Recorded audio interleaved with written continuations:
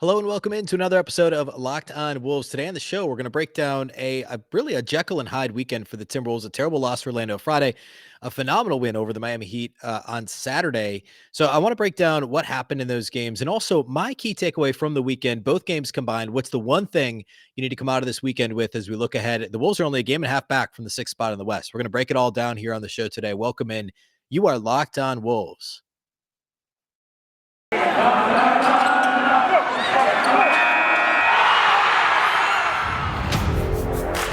You are Locked On Timberwolves, your daily Minnesota Timberwolves podcast. Part of the Locked On Podcast Network. Your team every day.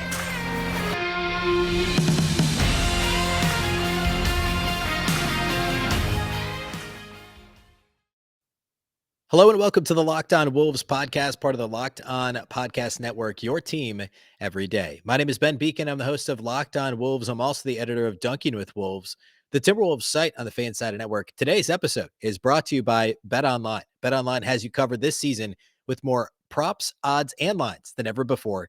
BetOnline, where the game starts. Happy Monday, everybody. Happy game day. The Timberwolves do play the San Antonio Spurs tonight. We'll touch on that here at the end of the show. But there's plenty to talk about from a big weekend. The Timberwolves played two games in Florida, one not so great, one phenomenal. I'll give you my key takeaway here next from the weekend overall. First of all, though, thank you for making Locked On Wolves your first listen each and every day. Locked On Wolves is free and available everywhere. That includes YouTube, as well as all of your favorite audio platforms, Apple, Google, Spotify, Odyssey, wherever you listen to podcasts, you can find Locked On Wolves. You can also follow the show on Twitter at Locked On T-Wolves. And my account is at Beecken, and that's with two B's, two E's, C-K-E-N. All right. Key takeaway from the weekend. I want to do that first. Obviously, the Timberwolves lost in Orlando on Friday. It was a game that they had no business losing. A relatively full-strength Timberwolves team. No Jordan McLaughlin available on Friday. Patrick Beverley got hurt 4 minutes into the game. He hit 3 threes and then committed 3 fouls and ended up with an ear contusion that held him out the rest of Friday's game and all of Saturday. But still, no excuse to lose to the worst team in the Eastern Conference for the second time this season, by the way. We talked about this on Friday's show. The Wolves, in theory, match up pretty well with the Magic. I mean, everybody does. The Magic are bad, right? But the Wolves actually do match up pretty well. There's no reason they should have lost that game. I don't want to dwell on it too much. Outside of the broader context of the weekend, which we'll get to in a second. Saturday, of course, the Timberwolves have no Patrick Beverley. Jerry Vanderbilt sits out the second half of the back-to-back with the quad contusion that's been bothering him now for weeks. And Miami doesn't have Jimmy Butler. He's out with the toe injury, and Victor Oladipo sits out due to rest. They do get Markieff Morris back for the first time in months, really since early November, I believe, is when the injury happened when Jokic pushed him. Pushed is a soft term for what happened, but at any rate, I'll leave that there. So on Saturday, I mean, the Wolves were like 8-point favorites, I think, at BetOnline on Friday. I don't know what it was Saturday, but they were probably, I'm guessing, I suppose with no Butler, they were probably 4 or 5 point underdogs on the road at Miami. Miami was also playing the second night of a back-to-back, but they were at home. And the Wolves end up winning the game on Saturday, down 12 at halftime, come back really kind of completely, and we'll get into this here in a little bit, hold Miami's offense down was kind of the story of the game on Saturday was the Timberwolves defense in the second half. But my key takeaway between the two games, if you take Friday's terrible loss and Saturday's fantastic win and say, what's the biggest thing that happened this weekend? To me, this weekend screams just how important Jaylen Nowell is to the Timberwolves. On Friday, he only played, I believe it was 13 minutes on Friday. Did Jaylen Nowell? I'm gonna pull up the exact number here because I don't want to mess this up. I believe he played 13 minutes in the loss to Orlando. On Saturday against Miami, Jaylen Nowell was, I mean, obviously no Patrick Beverley. Jordan McLaughlin was available Saturday, but Jaylen Nowell played 22 minutes off the bench on Saturday. On Friday, he played 13 minutes. And he was really good in those 13 minutes. I mean, Chris Finch said after the game on Saturday night, he talked about how only playing Jaylen 13 minutes on Friday bothered him all day on Saturday. He realized that he messed it up. The game against the Magic needed an isolation score. The Timberwolves offense was not operating smoothly. I mean, they shot 33% from beyond the arc. D'Lo struggled with his shot. Cat was actually struggling with his shot in that game. Ant played pretty well on Friday, but that was a game where the Timberwolves were lost offensively. No Patrick Beverley, no Jordan McLaughlin. And instead, he ran Malik Beasley out there a little bit too much for a guy who was really struggling with his shot again on Friday. Yeah, he was great on Wednesday when he set the franchise record with 11 threes in a game for the Timberwolves. but Malik was not the same Malik on Friday that he was Wednesday. Chris Finch realized that he messed up by not having Jaylen Nowell play more minutes on Friday night. He rectified that on Saturday against Miami. And this was a game where the Timberwolves offense did struggle in the first half. I mean, the Wolves had 55 points at halftime, which isn't awful, but when you give up 67 or whatever it was, 67 to Miami, it's not great. And so Chris Finch realized, I got to stick with Jaylen Nowell. No Patrick Beverley, but there was Jordan McLaughlin was available. So what Finch ended up doing was he combined. I mean, he played McLaughlin with Russell a fair amount. He played Jaylen Nowell. He allowed Jaylen Nowell to initiate some offense as well, and play alongside both D'Lo and Jordan McLaughlin at times. And I mean, Jaylen Nowell did not disappoint. What is his role going to be moving forward? I mean, I've talked about Jaylen Nowell all season on the show. In fact, go all the way back to, it would have been September, early October. I've talked about this before, and I guess, I mean, I went on Josh Lloyd, a fantastic host of Locked On Fantasy, used to host the Monday show for Locked On NBA.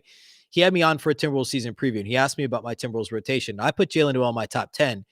He was really surprised ahead of him. At the time, it was actually, he was ahead of, I think I had him ahead of Taurean Prince in the likely rotation.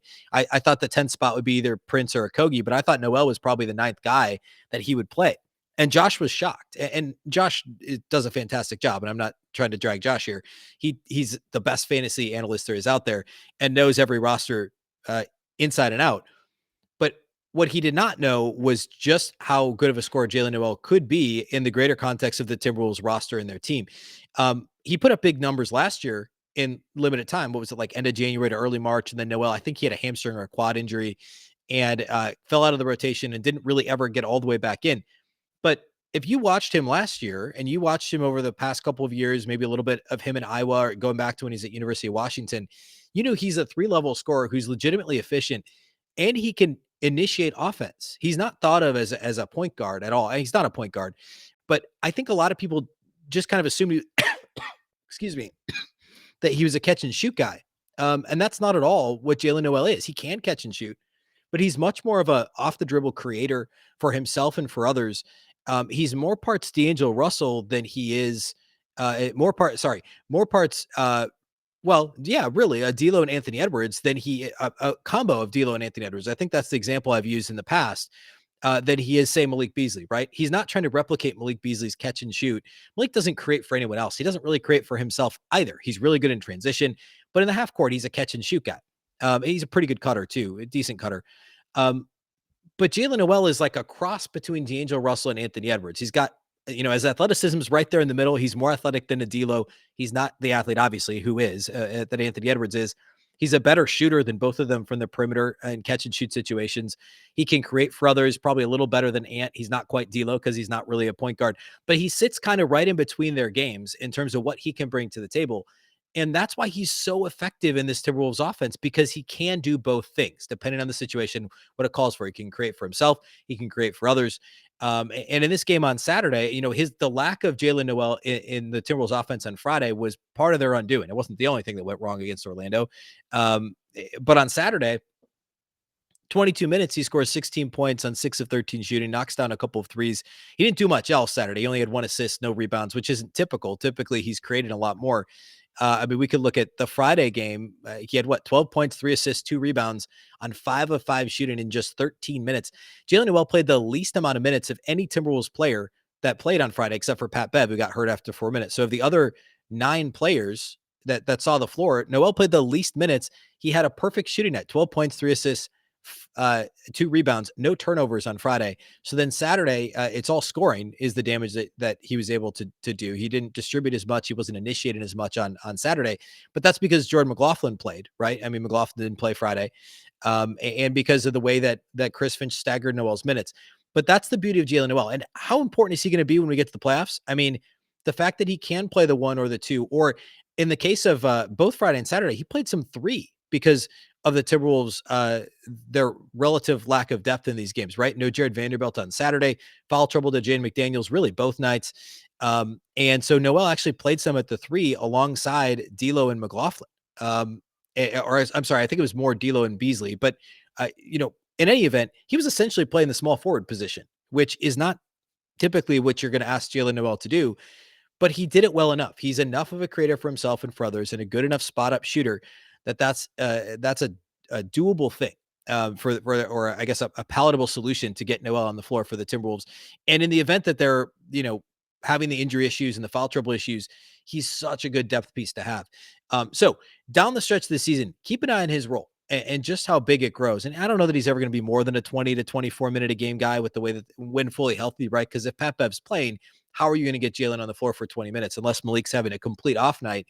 And that's where I think Finch has to look to pull the plug more quickly on Malik Beasley and give those minutes to Jaylen Nowell if that's what the situation calls for, depending on how Malik's playing, really.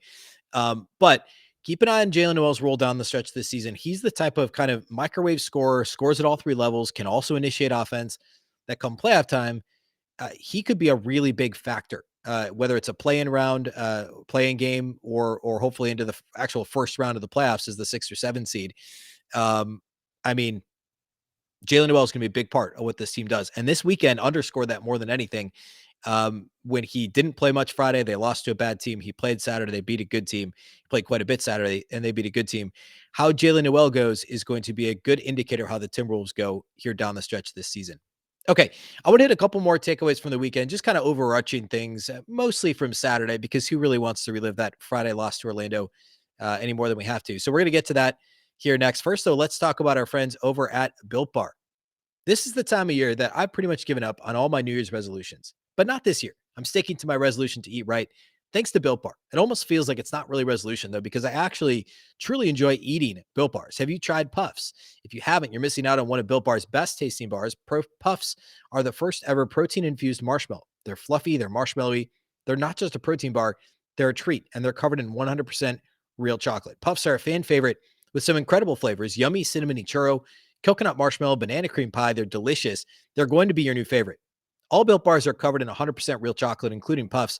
They're low calorie, high protein. You can replace your candy bars with them. They truly are better. Go to Built.com and scroll down to the macros chart. You'll be absolutely blown away. Again, high protein, low calorie, high fiber, low carb.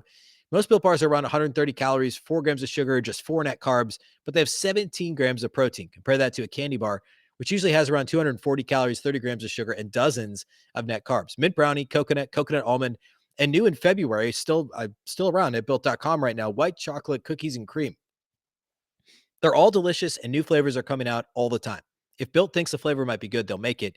It will be delicious, and it will be good for you. At Built Bar, they're all about the taste. They make it taste delicious first, and then figure out how to make it healthy. And I don't know how they do it, but they really do pull it off every single time. I've never had a Built Bar that I don't like. Go to Built.com, use promo code LOCKED15 and get 15% off your order. That's promo code LOCKED15 for 15% off at Built.com.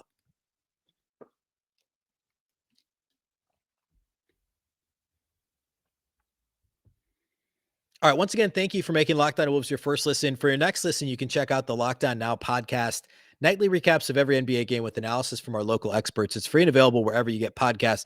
Really is the best way to get caught up in NBA action. If you're only watching the Timberwolves, locked in on them, and you want to know what happened in the rest of the games around the league, Locked On Now is the best way to do that. It's better than highlight shows. It's better than just looking at box scores. You're going to get the inside scoop on every single team with Locked On experts over at Locked On Now Daily. Okay. Let's talk other takeaways here from the weekend. And again, mainly from Saturday.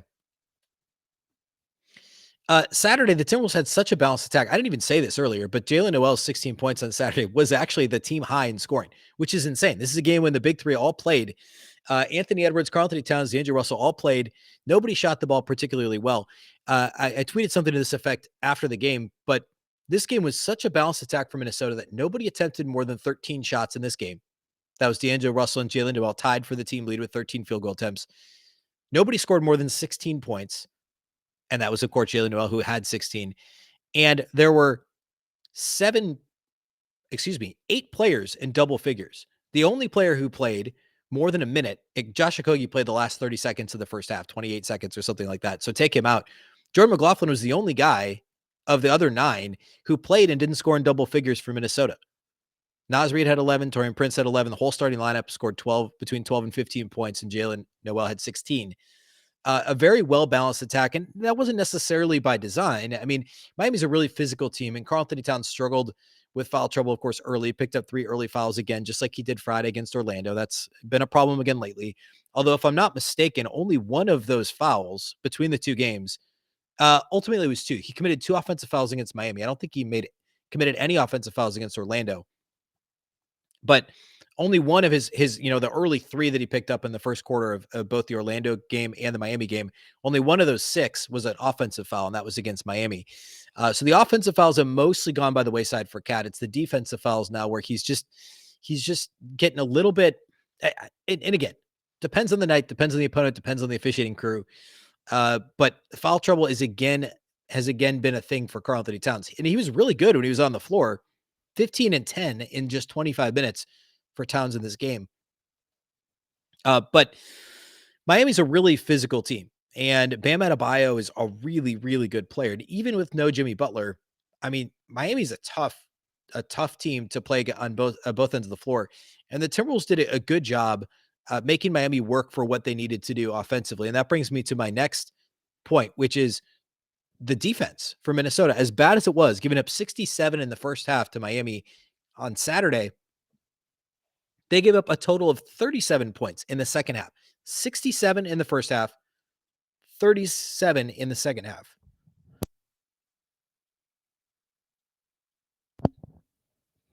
So a total of 104 points. But the first half, well, it was a debacle. The second half was amazing. And the Timberwolves didn't really do much differently schematically. I mean, they just simply rotated better. They were crisper. They were more active. They were contesting jumpers.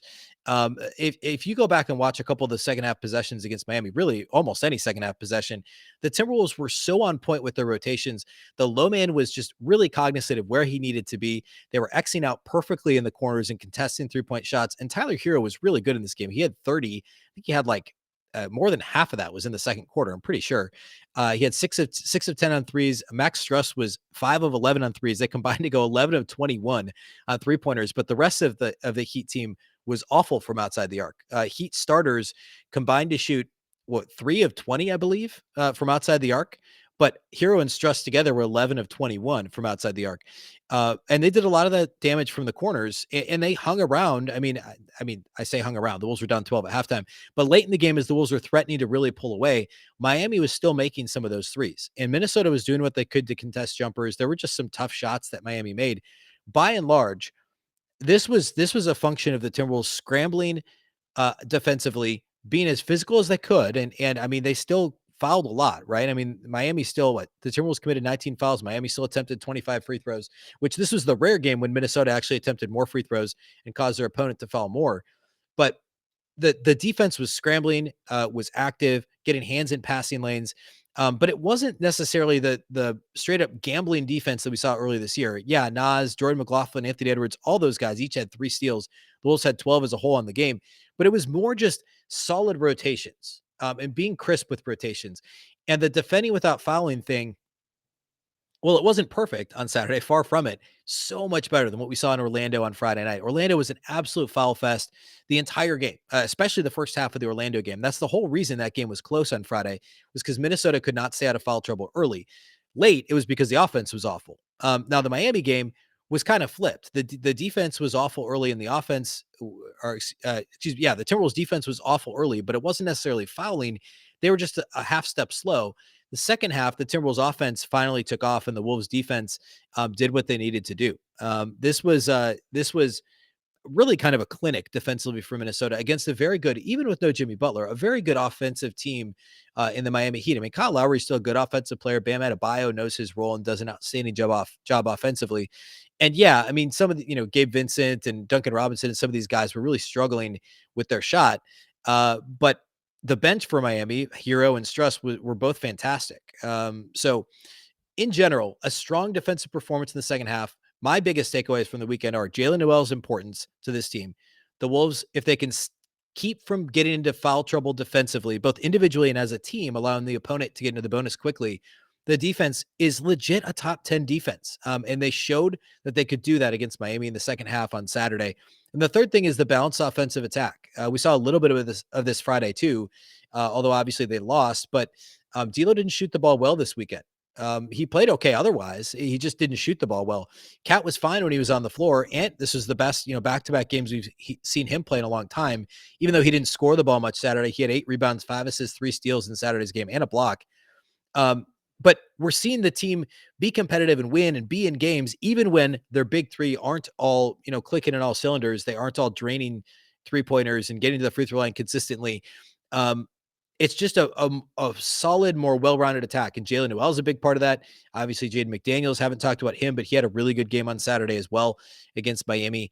All those, the Timberwolves are improving in each of those areas. And that is a really big deal here moving forward. Okay, I want to close the show. A quick preview of the Spurs game that we're going to see Monday night. Just a quick check in on what they've been up to and the last time these two teams matched up, and then also just a quick peek at the standings, where the Wolves stand compared to Denver, who, by the way, lost on Saturday, and the Clippers, who are, as of this recording, in a dogfight with the Detroit Pistons on Sunday. So we'll look at all that here next. First, though, before we do, let's talk about our title sponsors from today's show. And that, of course, is BetOnline. It's that time of year again. College basketball's tournament is finally upon us. From all the latest odds, contests, and player props, betonline.net is the number one source for all your sports betting needs and info. BetOnline remains the best spot for all your sports scores, podcasts, and news this season. And it's not just basketball. BetOnline is your continued source for all your sporting wagering information needs, including live betting and your favorite Vegas casino games. Head to the website today or use your mobile device to learn more about the trends and action. BetOnline, where the game starts.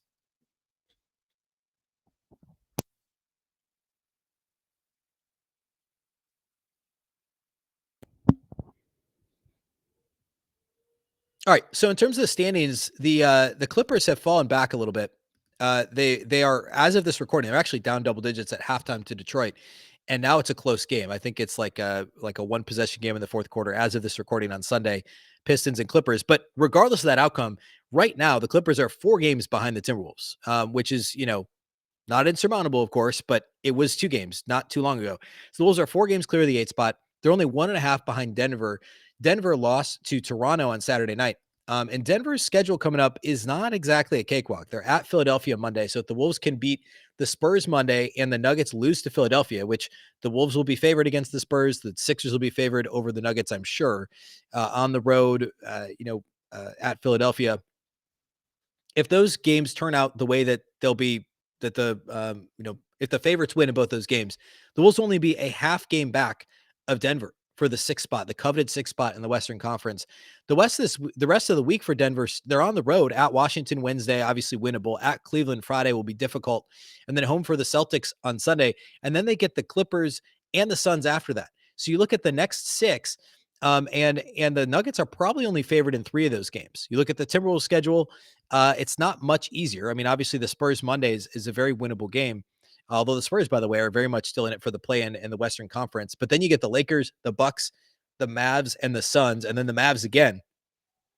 So both teams have difficult schedules. I would put the Timberwolves as maybe a little bit more favorable.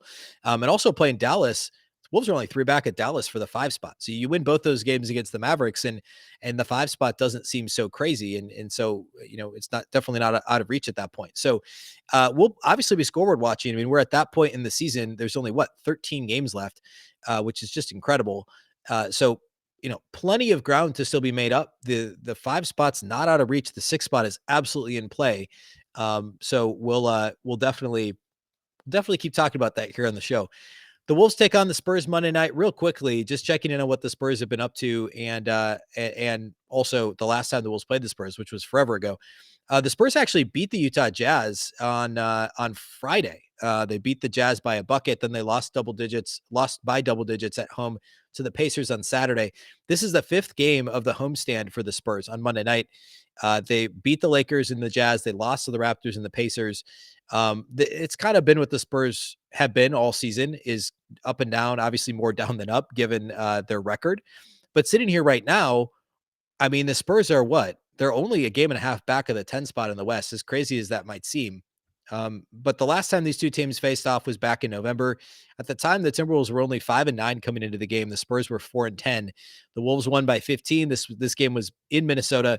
Nobody on the Spurs scored. I'm sorry, one player scored more than 12 points. That was Devin Vassell off the bench. for the Spurs. The Timberwolves were led by Karl-Anthony Towns. He had 25, 12, and 5. D'Angelo Russell had 22. Malik Beasley had 15 off the bench in that game. This was, of course, before Jordan McLaughlin and Jaylen Nowell were regular members of the rotation. They did have their preferred starting lineup in this game. This was shortly after Vando joined the starting lineup, Patrick Beverley as well. And the Wolves won that one fairly easily. They were up 5 going to the fourth quarter, held the Spurs to just 12 points in the fourth in that game, and ended up winning by 15. The last time these two, they won by 25. Math. They won by 25 in that game. So they were up actually by 15 going to the fourth quarter, and then outscored the Spurs by 10, held San Antonio to just 12 fourth quarter points, en route to a 25-point win the last time these two teams faced off. Now going into this game, the Spurs, again, game and a half back of the 10 spot in the West. They're 26-42 on the season. And their MO basically is they're kind of a little below average at both ends of the floor. They don't do anything, particularly well. They don't shoot a lot of threes. They don't get to the free throw line a ton. They're a pretty average defensive team. They're middle of the pack in a lot of categories. Obviously, DeJounte Murray is the guy for them. They've got some intriguing young talent, and they obviously made some trades around the deadline as well. But it's just not a team that the Wolves really should struggle with. That said, DeJounte Murray is out in this game. I mean, he didn't play on Saturday against the Pacers. And this is a team that, the Wolves should beat. There's no two ways about it. They're going to be favored by a few points. Last time out against the Pacers with no DeJounte Murray, Devin Vassell's in the starting lineup. Josh Richardson, of course, was acquired at the trade deadline just prior to the deadline. He's in the starting lineup. We're seeing a lot more Lonnie Walker, old friend Keita Bates-Diop is probably going to see some minutes for them off the bench. So it's a very winnable game for Minnesota. With Denver and Philadelphia, this is a game that the Timberwolves need to come away from with a victory. Defensively, if they play like they did in the second half against Miami, try and force the Spurs into some tough spots, force them into uncomfortable situations, make them shoot threes. I'm sure we'll see a little bit more zone from the Timberwolves on Monday against San Antonio. The Spurs shoot the most 2-point field goals per game of any team in the league. And again, they're last in free throw rate, and they're second to last in 3-point attempt rate. So if the Wolves can avoid fouling, and we said this on Friday's game with the Magic, something had to give. The Magic didn't get to the free throw line very often. The Timberwolves foul a bunch. Unfortunately, the Timberwolves continue to foul, and the Magic got to the free throw line. The Wolves can just keep their hands to themselves on Monday, force the Spurs into some tougher 2-point shots, maybe make them out, shoot outside their comfort zone, shoot more threes, contested threes, play a little bit more zone. This is a very, very winnable game for Minnesota. And with Denver and Philadelphia, perhaps as of Tuesday's show, when I record Tuesday's show after the game Monday night, the post-game pod, there's a good chance the Wolves could be just a half game back of the 6th spot. Not counting chickens before they hatch, we should have all learned from Friday's game, in Orlando. But at any rate, we'll have the post-game pod, of course, following Wolves-Spurs on Monday. That's all we have for you today here on the show. Thanks again for listening to Locked On Wolves. Of course, Locked On Wolves is free and available everywhere, including YouTube, as well as all of your favorite audio platforms, whether that's Apple, Google, Spotify, Odyssey, anywhere you like to listen, you can find the show. You can also follow on Twitter at Locked On T-Wolves and at Beecken with 2 B's, 2 E's, CKEN. That's all we have for today. Thanks again for listening to Locked On Wolves, of course, part of the Locked On Podcast Network. Remember, the Locked On Network is your local experts on all the biggest stories. As long as you're making Locked On Wolves your first listen, why don't you make your second listen Locked On NBA? It's the Locked On experts covering the biggest stories around the NBA every Monday through Friday in less than 30 minutes. It's free and available wherever you get podcasts. Once again, I'm Ben Beecken. This is the Locked On Wolves podcast, and we'll catch you next time.